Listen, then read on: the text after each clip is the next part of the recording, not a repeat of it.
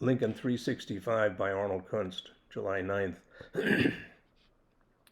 To get the people to quiet down before any one of the 1858 debates with the famous Senator Stephen Douglas itself would start, Abraham Lincoln would tell one of his by now famous jokes.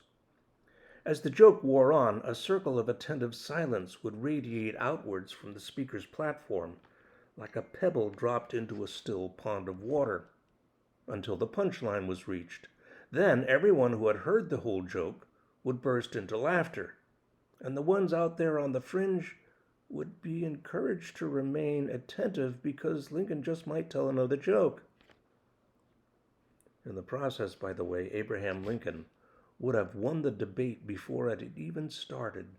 Isn't that right? Arnold Kunst.